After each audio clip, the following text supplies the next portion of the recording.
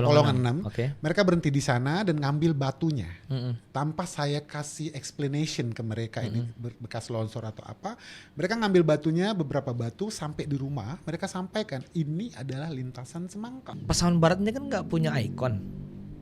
Ya, Mau dibilang sawit, malu dong. enggak dong. Sawit kan bukan punya kita yang gede, punya PT kan, Ya, punya benar-benar. perusahaan. Kemudian Danau Laut Tinggal. Itu memang betul-betul laut dulunya. Pokoknya saya tanya ke BMKG kalau itu terjadi anjlok 8 km ke bawah. Ya, betul. Tidak ada sambungannya tuh Gunung Bukit apa? Talamau itu, Gunung Tuleh itu. Kok ada sendirian di tengah gitu loh. Temennya mana? Yang di Kajai. Kita ngomong di sana ada penebangan hutan. Ternyata yang Galodo itu nggak ada orang nebang hutan di atasnya. Berarti Bukan itu jalurnya.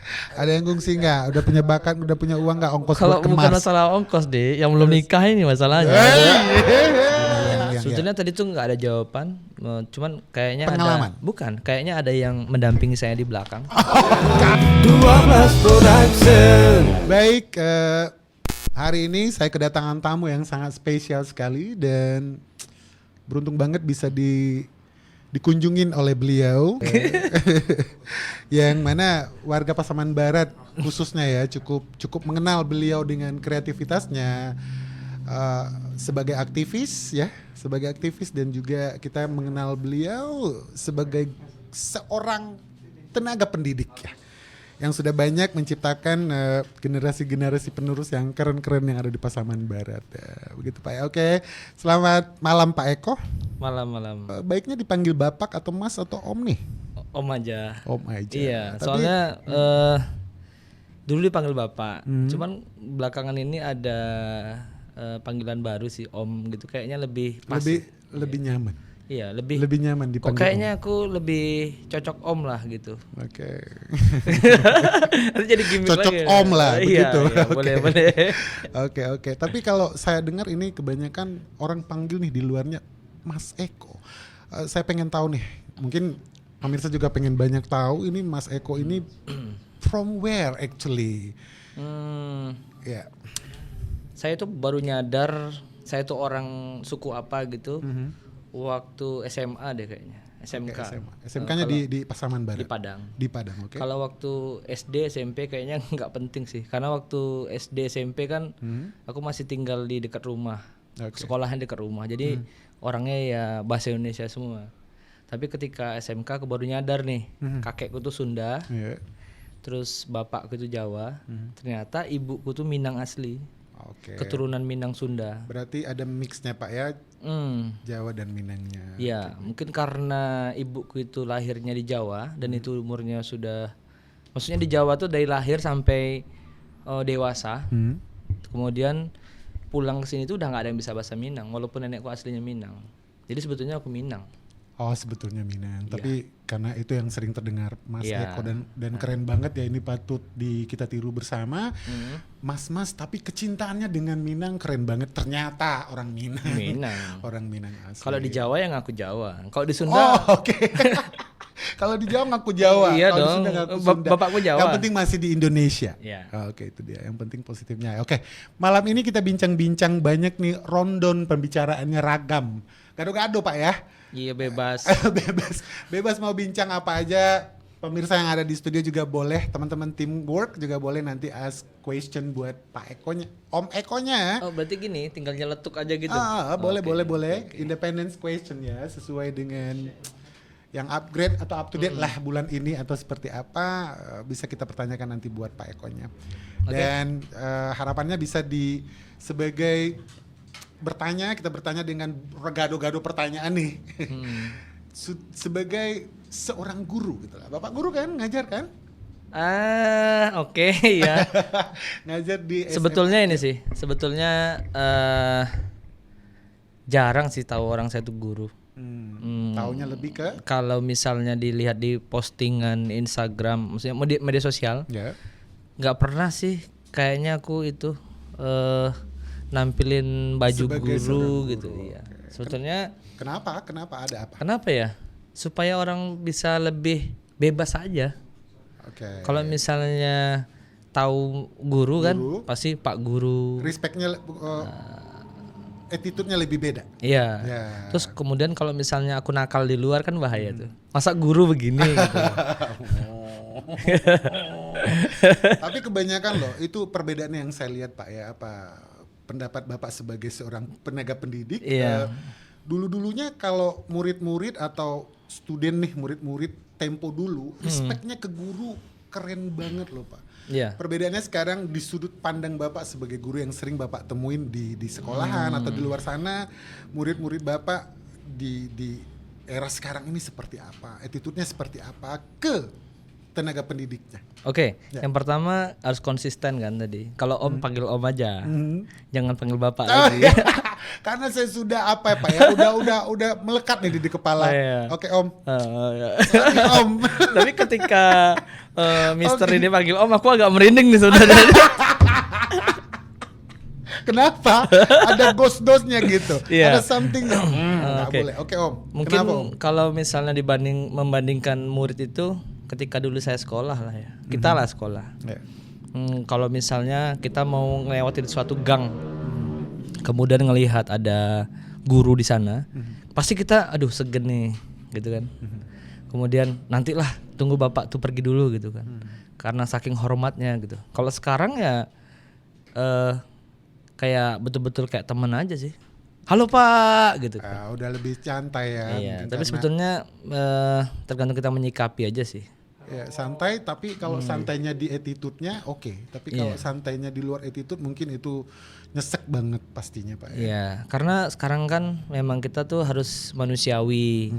Kalau misalnya siswa itu melakukan hal-hal yang buruk, gitu kita nggak bisa salahkan gitu. Karena mungkin dia memang belum terdidik, gitu sih kalau saya. Dan saya nggak pernah menyalahkan murid yang salah, tapi lebih menggali kenapa dia melakukan kesalahan itu, gitu sih. Guru yang baik banget. Iya, karena setiap orang pasti punya alasan dia kenapa melakukan itu kan. Misalnya kalau dia terlambat, tanpa kita tanya dia kenapa, terus kita hukum dia, kayaknya nggak fair gitu. Oke. Karena saya pernah menemukan anak-anak yang terlambat, saya tanya setelah dia dihukum, apa namanya?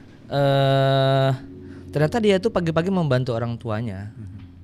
Membantu memandikan adiknya, mempersiapkan adiknya, terus dia terlambat gitu. Dan itu kalau misalnya di peraturan sekolah nggak ada ini sih, nggak ada apa namanya, nggak ada kasihannya gitu. Padahal inti dari sekolah kan itu, Oke. dia belum selesai sekolah aja udah bisa membantu orang tuanya gitu. Artinya zaman dulu zaman sekarang ada plus minusnya sih, nggak selalu buruk lah anak zaman sekarang. Oke, baik. Tapi kenapa kita bahas siswa ya?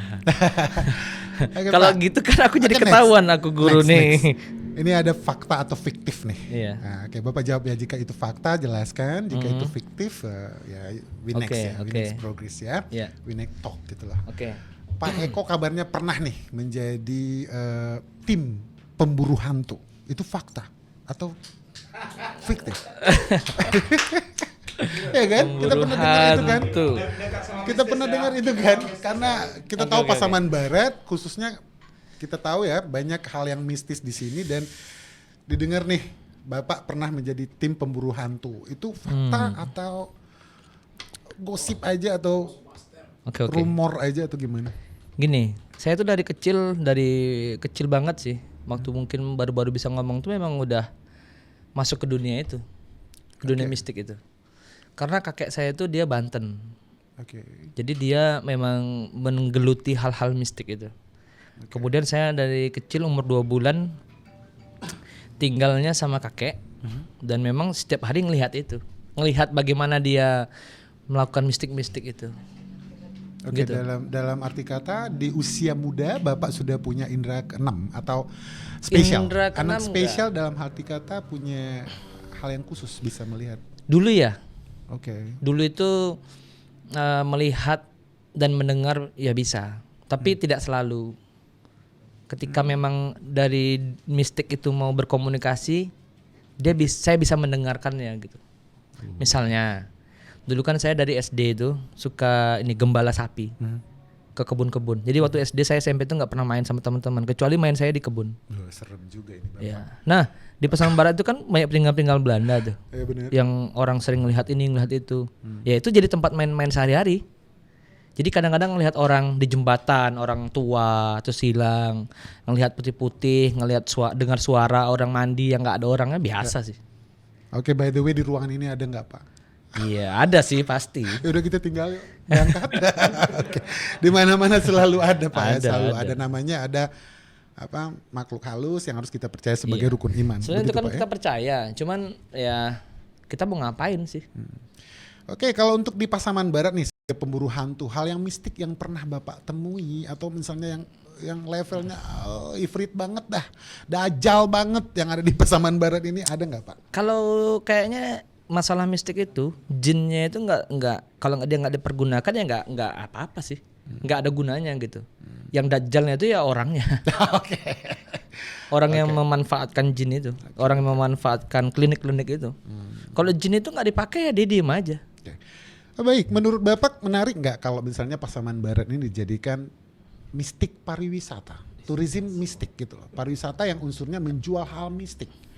Kan bisa tuh, kan banyak hal yang pernah dilakukan mungkin orang di luar sana. Menurut Bapak gimana? Itu hal yang menarik dilakukan atau sayang banget karena banyak potensi yang ada atau gimana? Sebetulnya bagus, tapi Pasaman Barat itu kalau saya nilai dari segala hal tentang pariwisata tuh semuanya serba nanggung. Ya benar. Nanggung banget. Kalau kita mau ngomong mistiknya juga udah nanggung. Oke. Apa yang mau ditampilkan mistiknya sekarang? Misalnya kayak tuyul misalnya, atau misalnya santet. Di luar sana lebih banyak santetnya kan?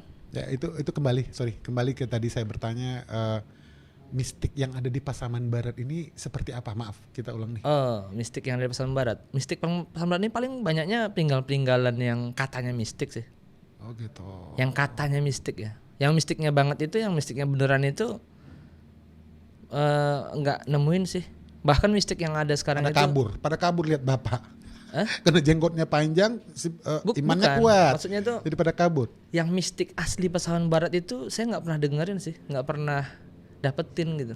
Nggak ada figurnya, nggak ada karakternya. Iya, yang ada tuh cuman ya di tempat lain ada, di sini juga ada gitu.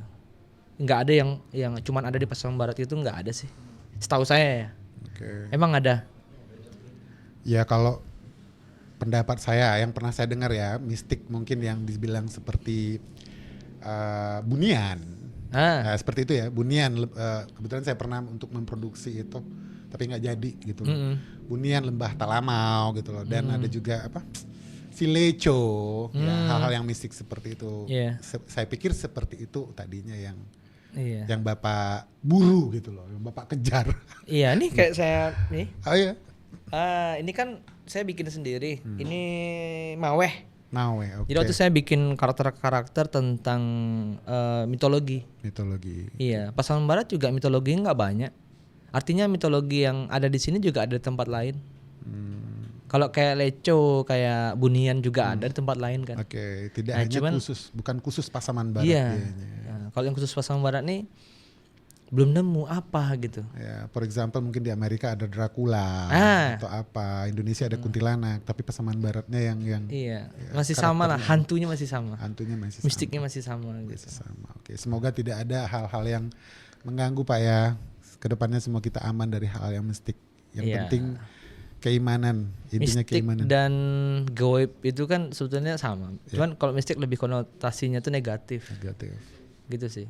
Unsur mistiknya ada, berarti ada hal-hal yang bisa mengganggu Pak ya, mengganggu atau berefek tidak baik pada diri kita sendiri. Ya. Nah, gitu, oke. Pernah nggak menjadi korban mistis? Atau misalnya ya kerasukan atau gimana, atau pernah masuk gadui gitu. Atau gimana? Karena pemburu mistis nih. Kalau kerasukan pernah sih, kerasukan. Cuman kerasukan yang disengaja untuk mediator. Gitu. Jadi kalau yang kerasukan tiba-tiba tanpa disengaja nggak pernah sih. Dan itu cuma beberapa kali. Dan saya nggak mau sebetulnya. Kalau nggak terpaksa. Oke, kalau untuk dapat job nyembuhin korban mistis Wah, pernah nggak? ini yang aduh.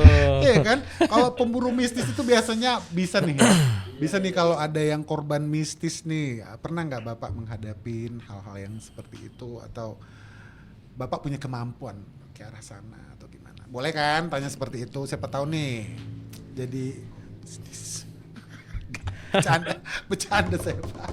Jadi dulu tuh setelah memburu hantu, awalnya iseng ya. Kemudian semacam ada yang kebuka gitu. Ada sesuatu yang kebuka dari diri ini yang akhirnya itu lebih sensitif ya. Oke. Kemudian ada teman yang memang hobinya itu belajar mistik itu. Dia makin buka tuh, makin dia latih. Akhirnya jadi saya pernah setahun 2 tahun lah itu jadi spesialisasi hal-hal mistik. Oke. Sampai pernah di lintas provinsi malahan. Keren. Itu keren banget berarti. Iya, Oke, itu masih ada video-videonya sih sebenarnya. Cuman saya malu. Saya kalau misalnya orang-orang yang mistik pasti dia ngerti gitu kan. Tapi ada orang-orang yang orang yang paham mistik tentang maksudnya, maaf. orang yang hobi-hobi ke arah-arah mistik. Oke. Kemudian kalau orang-orang yang ke apa namanya metafisika atau bukan metafisika tapi yang lebih ke logiknya apa ya namanya itu saya lupa. Dia menganggap itu cuman sugesti, cuman menganggap itu hanya ya sugesti lah. Itu dia yang mau saya tanya juga. Tapi kalau misalnya menyembuhkan itu, menyembuhkan enggak saya.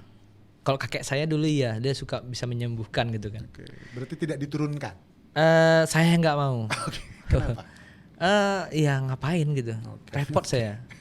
Ya kan? Bukankah itu bisa menjadi Kemudian incoming? ya saya waktu itu bisa mencari gebaji. Gebaji. Gebaji Oh iya, itu klinik jimat gitu. klinik jimat. Iya. Oke. Jadi Bapak gini, saya pernah ini nah, kalau di warga kita di sekitar, kita kembali dalam kajian agama ini Pak ya, kembali untuk urusan hantu atau mistisnya gitu loh Pak. Karena kebanyakan ada yang percaya hantu, ada yang tidak percaya, ada yang percaya, ada yang tidak percaya gitu loh. Jadi hantu ini pada hakikatnya apa? Apakah kebanyakan masyarakat kita dengar ini ada yang mayat mati gitu loh, orang meninggal, maaf ya, mayat udah mati jelas. Gablek. Manusia yang meninggal karena banyak dosanya, atau misalnya ada yang pernah saya dengar nih, dia bukan haknya, contoh tanah nih, itu bakal jadi-jadian gitu loh, jadi makhluk jadi-jadian. Itu adanya dari pandangan seorang yang pemburu mistik. Itu apakah dan kaitkan dengan agama? Iya. Saya pengen tahu Pak, biar kita juga semua tahu kan seperti apa ini. Dikaitkan sama agama ya, kayaknya itu terlalu sensitif kalau agama. Kita ngomongnya jangan di ranah agama, tapi ngomong ke pengalaman logik aja. Baik, oke. Kalau namanya klinik itu, namanya mistik, namanya hantu itu, mereka itu sukanya diakui sama dengan manusia. Dia butuh panggung, gitu kan? Misalnya kita ngomong, di rumah itu ada hantunya, dia seneng tuh. Dia akan bahagia, akan gembira, akan senang apabila orang mengakui keberadaannya. Nah, semakin menjadi-jadilah dia. Misalnya kayak manusia, dia tuh ganteng, dia tuh hebat, dia tuh cantik gitu kan. Pasti dia makin mamantia istilahnya gitu ya kalau bahasa Minangnya. Makin menjadi-jadilah gayanya gitu. Hantu juga gitu. Nah, sebetulnya yang harus diwaspadai itu bukan itunya, tapi sugesti yang masuk ke orang itu. Misalnya, kamu kayaknya kena santet gitu. Awalnya enggak gitu, tapi karena dia tersugesti, lama-lama memang beneran kesantet. Nah, itu kalau kita ngomong bicara mistik dan lain-lain itu lebih ke sugestinya, lebih ke magical wordnya. Jadi lebih ke kata-katanya gitu. Makanya ketika orang itu disugesti dengan hal-hal buruk, dia jadi buruk. Oke. Gitu sih. Kalau mistik larinya ke situ dulu gitu. Misalnya kalau ada orang sakit, kemudian dia sangat mengagungkan sakitnya itu kena mistik. Ya beneran dia kena. Jadi berarti unsur kembali ke pertanyaan tadi, hantu itu adalah perwujudan dari iblis, mungkin begitu? Wah, itu larinya ke situ ya. Yang saya tanya tadi begitu, hantu ada yang percaya tadi kan, ada yang percaya hantu, ada yang enggak. Ketika saya bertanya zatnya apa, apakah keberadaannya itu apa? Karena kita tahu di masyarakat ini banyak hal yang kejam kan, kejam banget loh kalau dibilang bukan mayat mati ya bro, tapi apa? Manusia yang mati kalau dia sebetulnya gini sih, kalau misalnya hantu itu membunuh seseorang, saya belum pernah dengar sih. Ya benar. Karena saya juga belum pernah. dipegang juga nggak bisa kan. Berarti hakikat itu kalau menurut sudut pandang Bapak gitu loh sebagai pembunuh Ketakutannya. Ketakutan orang itu yang membuat orang tuh mati jadinya. Oke. Karena dia saking takutnya, akhirnya ketakutan itu merubah pikirannya, kemudian pikiran itu jadi merubah reaksi dalam tubuhnya, akhirnya dia mati. Sama kan seperti cerita-cerita yang ada di medsos itu, ada orang yang terkurung dalam kulkas besar, kemudian dia cemas, padahal itu suhunya tidak mengakibatkan kematian, tapi dia yakin kalau dia terkunci dalam kulkas itu dia mati, dia matinya gara-gara kecemasan. Nah, hantu itu juga begitu. Orang itu terlalu takut, terlalu cemas, terlalu tersugesti, akhirnya dia mati karena ketakutannya. Oke, gitu guys, semuanya yang dengar ini ya. Jadi ada beberapa pandangan tentang hantu itu apa. Ada yang pandangan hantu itu berasal dari makhluk iblis menyerupai. Di sudut pandang Bapak Eko, hantu iblis itu sifatnya kan? Sifatnya. Iya. Dia akhirnya jadi jenisnya. Manusia berhati iblis. Iblis itu lebih ke sifatnya. Hantu itu bentuk fisiknya. Hantu ada hantu pocong, ada hantu kuntilanak gitu. Berarti manusia yang mati itu menjadi hantu itu tidak ada. Pasti. Kalau yang rohnya tidak toh. Tapi kalau misalnya jinnya bisa jadi. Kan manusia itu punya satu jin korin kan. Oke. Ketika jin korin itu tiap hari mengikuti si orang itu, dan dia merekam semua kegiatan orang itu, kemudian orang itu setiap hari berbuat buruk, maka jadi buruk juga jin korinnya. Makanya suka ganggu dia. Kalau misalnya orang itu dia suka ganggu waktu hidupnya, saya merinding loh Pak, udah. maka jin korinnya juga bakalan ganggu setelah orang itu mati. Dan dia jadi seneng gitu. Kan tugasnya setan itu mengganggu manusia supaya masuk neraka, supaya jadi temennya gitu kan. Nah, makin dia diakui makin seneng. Oh, di sana ada orang meninggal terus jadi pocong gitu. Seneng tuh pocongnya. Oke. Tapi pengen lihat pocong nggak? Belum sih, semoga nggak pernah ya. Kita semua di sini semoga nggak pernah lihat pocong. Jangan. Pada kabur semua, tingkatkan iman dan takwa. Iya, Saya juga nggak berani sih.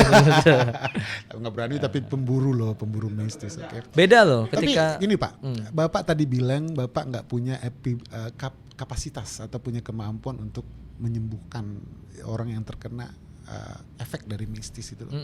Tapi kita pernah dengar nih sumbang-sumbang gosip ya, Bapak pernah menjadi dukun besar di Batahan. Itu benar kan? Bener nggak? Dukun besar di Batahan loh.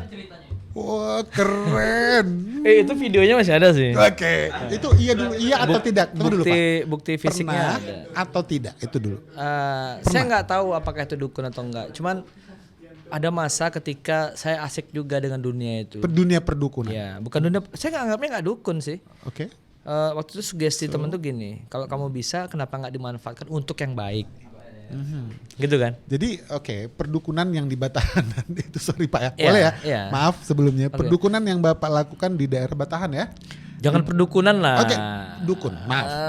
Apa ya? Nggak asik banget ini. Oke. Tapi orang anggapnya itu loh di sana. Itu kita maaf Pak ya sebelumnya. Mendingan aku dibilang orang sakti boleh lah. Dibilang dukun aku. Oke. Dukun itu sakti Pak. Oh oke. Ya terserah lah. Oke, orang sakti. Baik. Enggak lah. Enggak lah. Apa ya? Oke, sebagai dukun yang dikenal di Batahan, yang didengar orang, iya atau tidak mungkin Bapak nggak merasa, tapi orang yang bilang itu loh Pak. Bapak nggak merasa sebagai dukun. Oke, Ini bukan orang bilang, ini barusan timnya nih yang bikin. yang terdengar rumornya Bapak iya kan. Oke, itu dalam proses pengobatan apa atau misalnya yang actionnya seperti apa waktu itu, masih dalam penyembuhan si Jundai kah atau kita dikenalkan seperti itu dalam dunia halus Ya, perdukunan jadi atau kalau apa? sekarang itu sebetulnya mistik-mistik itu ada yang di pantai, ada yang di daratan kan. Kalau orang sering menyebutnya jin paling jahat di darat, itu kalau di laut yang paling jahat di darat itu paling baik. Jadi jin yang paling besar itu, jin yang paling bahaya itu yang di laut. Itu banyak orang menyebut seperti itu. Nah, Batahan itu sangat kental mistiknya. Jadi waktu saya ke sana itu, saya nggak tahu ya. Waktu itu saya paling bisa tuh cari gebaji. Nah, di sana itu saya cari gebaji di kapal. Jadi misalnya kapal ini dapat ikan banyak gitu kan. Kemudian orang iri, besok dipasang gebaji. Di besoknya ke laut nggak dapat ikan lagi. Itu sering di situ. Nah, kebetulan waktu itu saya disuruh cobain, coba cari gebajinya gitu kan. Ya dapat sih. Oke. Kalau dalam hal dapat ya. Oke, berarti Itu Bapak salah satunya. Kalau di sana ada berapa kerjaan sih? oke, berarti nggak minat lagi untuk diteruskan di Simpang Ampe ya kan? Kalau untuk siapa tahu nih jatuh cinta sama someone ditolak, datang ke Pak Eko aja Enggak, gitu. saya waktu itu gini sih, ketika saya gimana? Bisnis atau Itu dia. Jadi ketika saya pulang dari sana tuh saya nggak tahu ya. Kayaknya tuh saya seolah-olah dimanfaatin untuk mencari uang gitu. Kayak ngerasa gitu. Waktu di jalan itu temen itu berhenti tiba-tiba kan. Terus dia ngeluarin duit 1 tas lah. Maksudnya bukan tas ransel ya. Duitnya ya banyak sih, jutaan lah. Oke. Saya juga nggak tahu itu jutaan atau puluhan juta. Terus di situ saya mikir, ini aku kayak gini nih sebetulnya ngapain gitu. Awalnya senang-senang aja, nggak ada mikirin duit, cuman ya kita ke Batahan, kemudian coba gitu sih. Cuman experience saja awalnya. Experience dan menyalurkan bakatnya membantu orang mungkin Pak dalam tujuan. Iya, saya juga nggak tahu sampai sekarang ketika saya mencari gebaji itu terus selalu ketemu, saya nggak tahu kenapa. Oh ya, gabaji itu tahu nggak guys? Itu apa?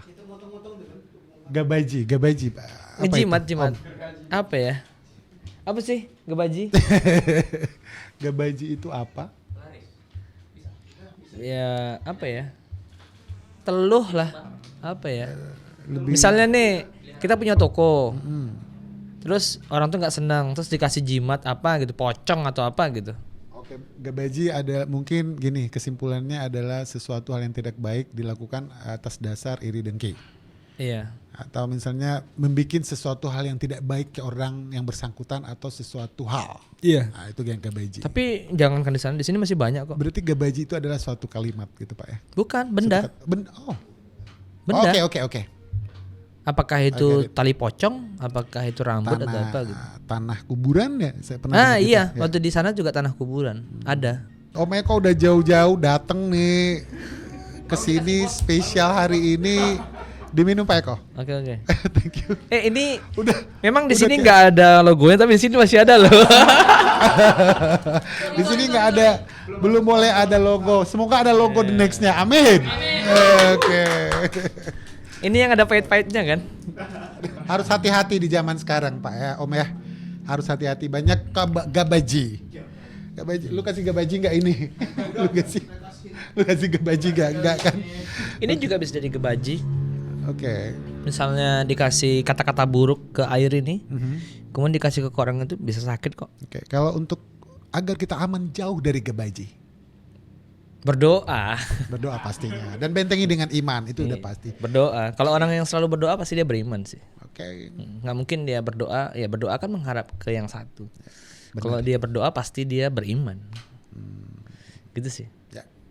Oke, ini banyak nih sudah ke hal-hal mistis gitu loh.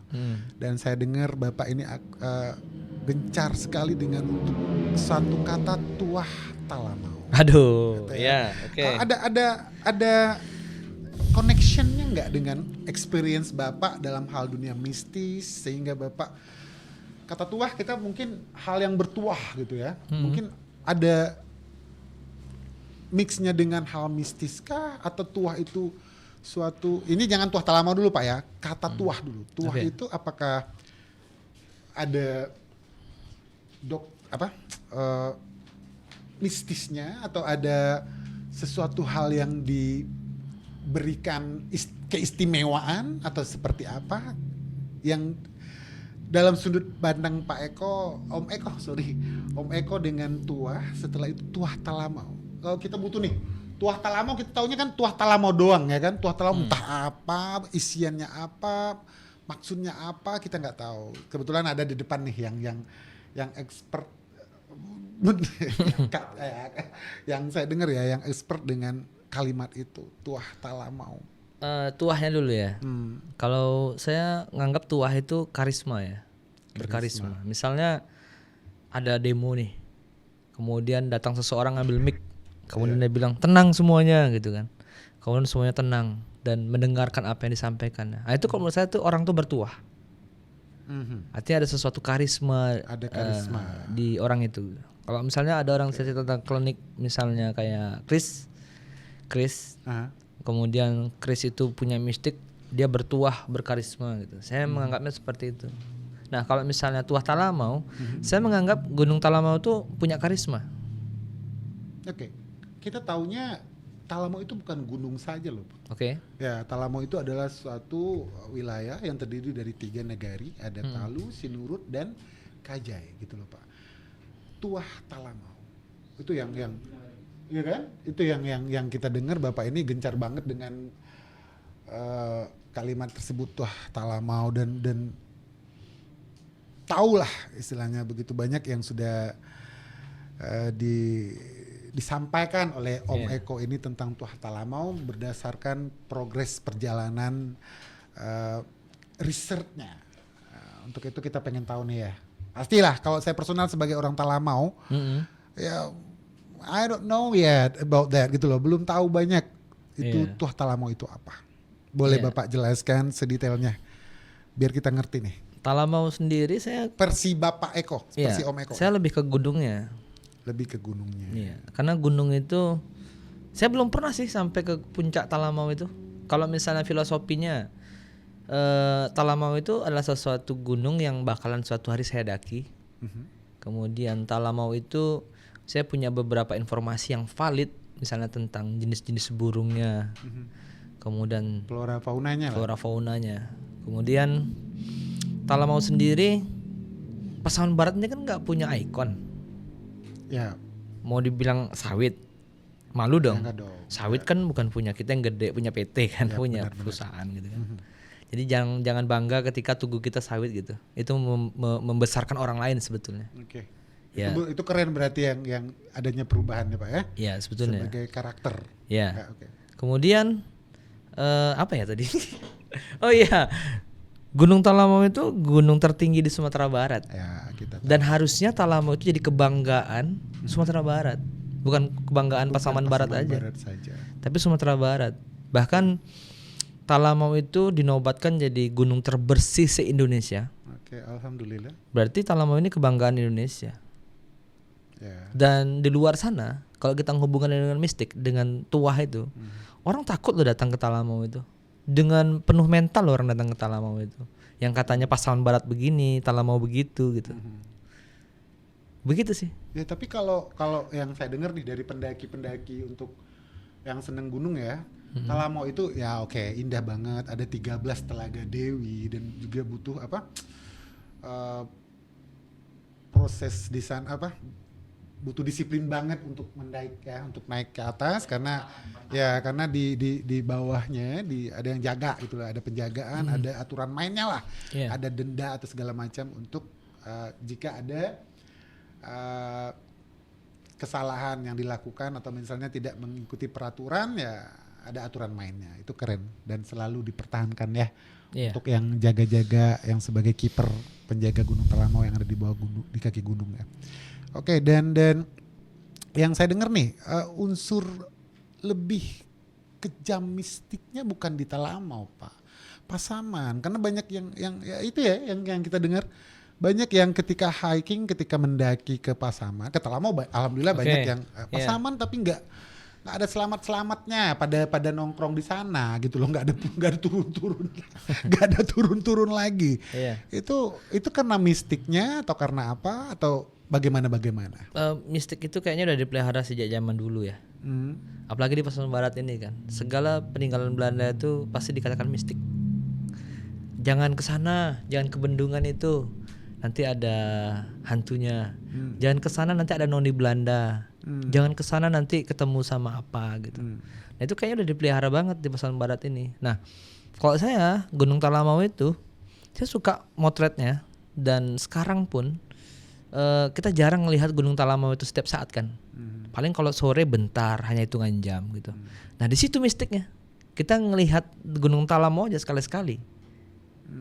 Atau kita bisa ngelihatnya dari kalau kita bisa belajar cuaca, baru kita bisa ngelihatnya gitu kan. Nah bisa jadi diartikan mistik ditambah keindahan Gunung Talamau tadi, berarti mistik dalam keindahan misalnya, seperti itu. Atau keindahan yang di belakangnya ada mistiknya gitu. Kan artinya sebetulnya mind blowing nih. Bisa diartikan apa aja gitu. Cuman aku tetap kenapa Pasaman Barat itu nggak punya ikon? Salah satunya Gunung Talamau, gitu aja sih. Ya mumpung belum ada. Itu keren untuk dipromo, untuk dinikmati. Iya. Dan kita tahu sendiri kan, ke arah Talamau itu memang sangat ngeri kan. Jalan ke Talu aja udah. Alhamdulillah udah ada pembangunan sekarang. Iya, tapi mengakibatkan kematian juga kan. Ya benar. Maksudnya masih ada rencana-rencana, tapi gini rencana loh, Pak. gitu. Ya itu benar. Tapi saya pernah itu ada yang teman yang saya temenin, mereka peneliti, ada 4 orang peneliti dari ITB, mereka teliti untuk sumber panas bumi gitu loh. Iya. Kebetulan mereka lewat itu apa? Kan ada jalan ke Talu. Ada air terjun. Bapak ingat ada air terjun, ada tikungan begitu. Mereka Polongan 6. Polongan 6. Okay. Mereka berhenti di sana dan ngambil batunya. Tanpa saya kasih explanation ke mereka ini bekas longsor atau apa. Mereka ngambil batunya, beberapa batu sampai di rumah. Mereka sampaikan ini adalah lintasan semangka.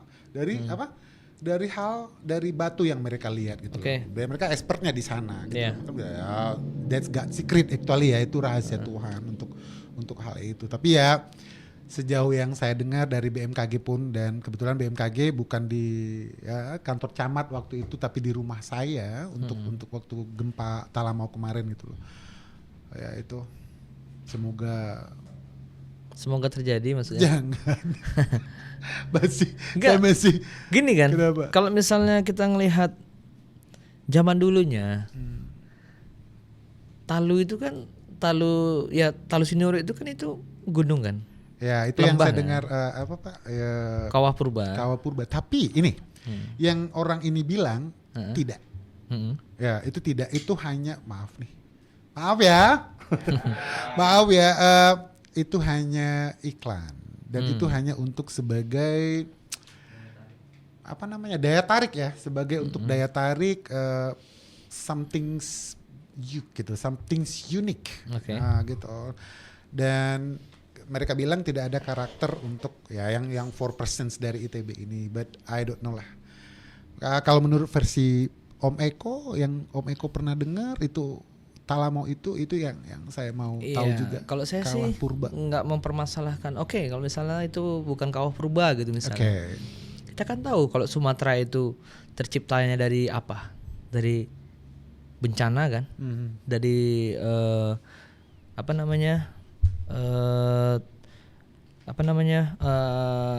tabrakan lapis bumi kan, sehingga jadi Bukit Barisan. Ya, berbentuklah menjadi suatu wilayah.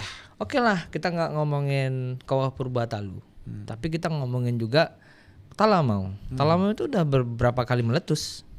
Buktinya ada. Oh ya? Iya, di jenjang 1000 ada laharnya. Oke. Gunung Pasaman juga pernah meletus. ada laharnya, ada buktinya. Oke. Kemudian danau laut tinggal. Itu memang betul-betul laut dulunya. Karena tumbuhan di sekelilingnya juga. Nah, tapi kan itu kan dulu mungkin, zaman purba mungkin kan gitu. Nah, kemudian yang jelas dekat kita ini Danau Maninjau itu kan betul-betul gunung. Nggak ada lagi yang menyangkal kalau itu bukan gunung. Artinya kita ini sekarang terjadi tempat ini itu karena bencana dulunya. Nah, sekarang ada patahan semangko, ada patahan apa namanya di sini? Apa? Yang baru ini Talamau? Aduh, lupa saya. Pokoknya saya tanya ke BMKG kalau itu terjadi anjlok 8 km ke bawah. Ya, betul. Bukan Megatrust yang di Talamau ini. Kita lupa masa. Bentar.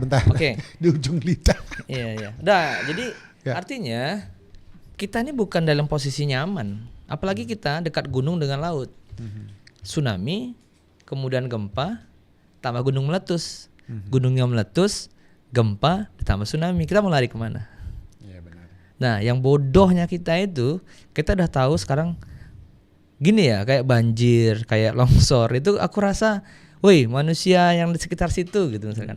Atau maksudnya, ayo pasaman barat, kalian tuh latihan sekarang. Ini masih dikasih bencana-bencana kecil nih. Ini mau ada besar-besar loh gitu. Aku kadang-kadang melihatnya ke arah situ tuh. Aku ngelihatnya ya arah-arah ke situ tuh. Ini loh, aku kasih simulasi bencana dulu, kasih banjir. Karena aku yakin hal itu pasti terjadi. Nggak mungkin nggak. Cuman masalahnya di zaman kita nggak gitu. Kayak alam bekerja dan pekerjaan. Karena ketika orang geologi datang ke Pasaman Barat, itu banyak hal aneh terjadi. Terlihat. Misal di Kiawai. Nggak ada Talamau ya. Iya, tidak ada sambungannya tuh gunung Bukit Talamau itu, Gunung Tuleh itu. Kok ada sendirian di tengah gitu loh. Temennya mana? Berarti itu kayak semacam Ada tabrakan kaitan. atau apa gitu. Artinya sebenarnya kita disuruh waspada aja. Siapa sih yang menyangka kemarin gempa tuh? Ya benar. Kalau Galodo sering pernah terjadi di tahun 70-an dan ternyata gempa juga pernah terjadi di zaman 18-an ya, tahun 1800-an ya. Nah, kita cuma Iya, tahun 71. 79 71 yang ada di Talu itu gempanya bikin Iya kan? ya, Parah bikin juga kan? Parah juga dan Parah saya juga. tanya waktu itu ke yang BMKG yang ada di rumah, segmen Talamau mungkin namanya Pak, yang turun. Segmen atau apa? Segmen Patahan Talamau ya? Apa ya lupa. namanya? Pokoknya efek Sesar Talamau. No, bukan. Mungkin nanti ya kita the next bantu searching. the next chapter kayak Ini ngomong dari guru ke mistik ke geologi. Ya, oke. Dan tapi kan gado-gado. Openingnya kan gado-gado barusan Pak ya. Om, manggilnya juga gado-gado, Pak Om. Okay. sorry. Dan itu dia Tuah Talamau. Iya. Ya segmen Talamau kan? Oke. Itu yang saya dengar dari BMKG yang kebetulan alatnya ada di rumah. Tahun sebelumnya, gempa yang 71 79 saya lupa 71 ya. 71 itu tim seniornya udah temukan tentang segmen Talamau itu, tapi dirahasiakan gitu. Ya, pasti. Jadi sekarang karena sudah teknologi udah canggih, kemudian untuk jaga waspada dan segala macam, kita announcement aja itu sudah ditemukan lagi segmen Talamau. Kebenarannya saya nggak tahu, walau alam Tuhan lah yang tahu dengan segala hal itu. Ya kan Pak ya. Kalau ngomongin itu kan kita ada isu Megatrust, ada banyak sih isu tentang gempa itu. Artinya sebetulnya seperti saya bilang tadi, ini terjadi hal-hal kecil di Pasaman Barat sebetulnya, kayak longsor, banjir, itu sebetulnya simulasi menurut saya. Alam bekerja dan pekerjaan alam itu ada dua nih pertanyaannya, ada alam bekerja atau pekerjaan alam yang alam bekerja terjadi atau pekerjaan alam kan karena kebanyakan gini loh, kalau terjadi gempa orangnya maksiat, orangnya itu disebut dengan pekerjaan alam atau alam bekerja, pekerjaan alam ya mungkin ada hubungannya dengan manusianya karena mungkin menebang pohon dan lain-lain. Cuman alam itu kan menyeimbangkan, seperti air ini misalnya dia di botolnya sekarang seperti ini kan. Kalau kita gini kan dia kan berusaha tetap datar nih. Kalau segini kan dia kecil nih. Ketika saya merengin kan hamparannya jadi luas nih. Nah, alam itu menyeimbangkan. Ketika dia nggak seimbang ya dia longsor. Ketika masa sih ini banjir di atas, air nampung gede. Terus karena kita ngomong alamnya baik, terus dia mau buang airnya kemana? Nyimpan ke tanah, kan nggak mungkin. Akhirnya dia menyeimbangkannya gimana? Ya dilepasin aja airnya kemana dia bisa jalan. Terus jangan disalahin juga manusianya, karena memang alamnya lagi hujan gimana? Ya, Contohnya kayak kemarin yang di Kajai, kita ngomong di sana ada penebangan hutan, ternyata yang Galodo itu nggak ada orang nebang hutan di atasnya, berarti bukan itu jalurnya. alam bekerja. Iya. Karena mau membentuk hal-hal yang baru atau Iya, memang seperti itu apa adanya. Jadi kita nggak usah aneh kalau misalnya longsor, gempa bumi, emang udah terjadi kok, udah terjadi sejak dulu kok. oke. Kita hanya mempersiapkan aja, kita bisa ngapain ketika I get your point. Tapi mungkin lebih itunya ada pekerjaan alam dan alam bekerja. Mungkin ada Iya. alam itu sendiri yang memang maunya begitu, ada mungkin dari penyebab manusia atau makhluk yang ada Iya. di dalamnya gitu. Tapi intinya itu tadi waspada. Waspada, pasti. Pasti. Kalau siaga, Siaga 1. iya harus. Oke, menurut Bapak Gunung Talamu itu bisa aktif atau enggak? Atau berkompetisi berpotensi enggak untuk bisa aktif Kalau lagi sejauh atau ini yang saya tahu itu kalau misalnya gunung itu pernah aktif ya bakalan bisa aktif lagi kalau dia terpicu. Nah makanya kalau misalnya katanya Kawah Purba-Talu itu bekas gunung meletus ya berarti ada aliran lavanya dong. ya. Kan ada buktinya di situ ada air panas dan ini gitu kan. Yap. Nah kalau misalnya tiba-tiba itu Banyak loh Pak mengenai air panas tadi. Kebetulan mereka yang saya temenin dari ITB itu tamu yang nginep gitu loh. Ada di persawahan itu banyak banget ditemukan. Tapi yang berpotensi ternyata di Cibadak gitu loh. Cibadak ya. Iya di Cibadak karena itu panasnya ada 8. Kalau di Panti itu udah kelewat panas banget gitu. Berarti kan ada panas bumi. Yap. Berarti kan di bawah tuh aktif tuh. Aktif ya. Ya berarti gunungnya bisa aktif lagi. Maksud saya tadi mau cerita kalau misalnya Talu itu memang kawah. Kalau dia aktif, wah habis lah itu kan. Enggak, saya bukan mendoakan ya. Semoga tidak. Maksudnya Semoga enggak di zaman kita lah. Iya, jangan di zaman kita. Cuman artinya Kalau alam mau bekerja gimana coba? kalau saya yakin kalau misalnya kita tetap belajar, tetap menggali ilmu tentang alam ini, itu bisa diwaspadai kan. Misalnya memang udah terdeteksi nih bahaya, ya kan kita bisa pindah ke planet lain misalnya. Ada yang ngungsi nggak? Udah punya bakat, udah punya uang nggak ongkos Kalau buat bukan kemas? masalah ongkos deh, yang belum nikah ini masalahnya.